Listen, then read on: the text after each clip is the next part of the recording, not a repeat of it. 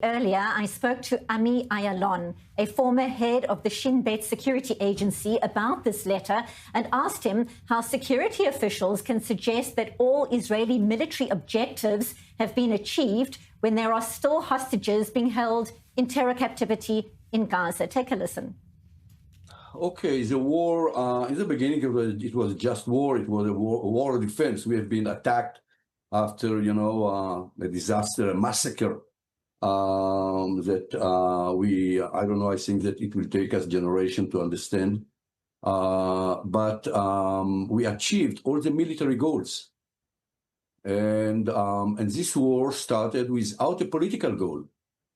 And it is not a mistake. It is not that we forgot to decide on the political goal. I have to remind myself and to the audience that after 2 or 3 days, when Benny Gantz and Eisenkot joined the military cabinet, they asked to discuss the day after, which is a political goal, and Netanyahu refused. Now, he refused not by mistake. He refused because it was clear to him that the moment that they will start to discuss or to exchange ideas, he will lose his coalition. His coalition is led by people that the moment the war will be over, they are out of the coalition. So what we see today, it was a just war as long as we had to achieve the military goals, which is to dismantle the military power of Hamas. But today Hamas is not a military organization. There are terror cells. There will be forever terror cells unless we shall create a different political reality. And Netanyahu refused to do it because of political reasons. And this is why once the war is not a war of defense, it is not a just war. We are sending our youngsters. Many of them are dying there. We are killing our enemies. And we have the right to do it only as long as it justifies a political goal, a new horizon. And today, we do not have it. So the war today is a political war. At the same time, there are still 50 hostages held in the terror tunnels of Gaza. We've seen the harrowing images. What is it going to take to get them back home? 70% of the Israelis think that this war should be over, and all what we need is to bring back all our 50 hostages and to end the war. So we represent not a small minority. The government is leading a policy which is totally against the voice of the Israelis, of the Israeli people.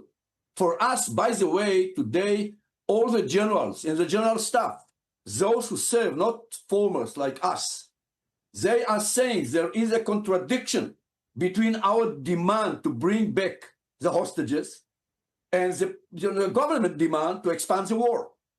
So we have to decide. The only way to bring back the hostages is by a deal, a negotiated deal. What we are doing now, there were moments where it was tragic. Our soldiers, we killed hostages. In other cases, Hamas killed our hostages only because we entered into the tunnels. So it is obvious, if we really want to bring back the hostages, and I totally agree, we have two main missions. First is to bring back our hostages. This is the whole essence of what unites us together. And second, to destroy Hamas. So we destroyed Hamas on the military ground. But in order really to destroy the ideology, we have to end the war and to create a better reality, a political horizon for us and for the Palestinians. How then do you feel writing a letter to Donald Trump is going to help? At the beginning of the year, the US president said all hell would break loose if hostages weren't freed. How do you expect him to steer Benjamin Netanyahu towards a ceasefire? What kind of leverage do you feel he has? He has all the leverage that he wants. Israel, whether we like it or not, we depend on America if we didn't understand it before the 7th of October. Everybody in Israel understands it now. Without the American assistance, whether, economic assistance, military assistance, and political assistance in the UN, without it, Israel is a totally different country. So he has all the leverage. He just have to decide. And why I'm so optimistic? And why did we write this letter? Because we believe that this is an American interest as much as it is an Israeli interest. Why? Because it is the first time after too many years that what we see in the Middle East today is not a small conflict between Israelis and Palestinians.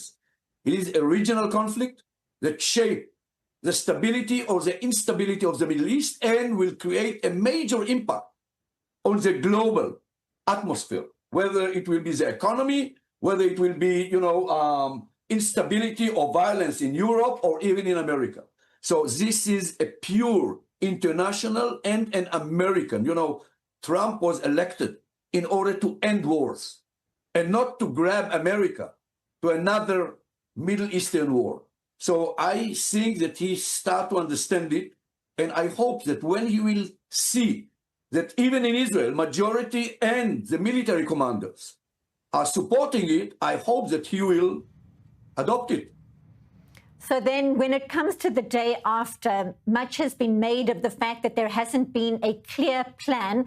What kind of viable solution would you suggest? One that includes Israelis feeling safe? In other words, a solution that ensures there is no longer a Hamas threat? In my articles and in all my speeches, I used to, first of all, to try to convince people that we have to separate between defense and security. Israel is probably the most defended country on earth. We saw it when Iranians tried to attack us with hundreds of missiles, ballistic missiles, and all type of ammunition or whatever. When the Houthis are doing it, but Israelis do not feel secure. Security is totally different. Is what I feel. And, I'm not going to go back to history. Israelis, if we look back into our history, we do not feel secure.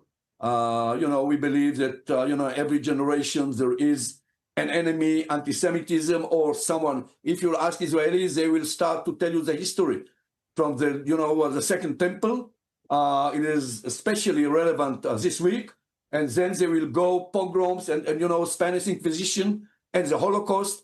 So I believe that we shall feel more secure when we shall feel that not everybody is against us. And this is why I believe, there are polls that show, for me it was a surprise, that the two leaders that Israelis believe that they can provide security, not only defense, are Trump and Ben Salman, more than any other Israeli political leader, which is amazing.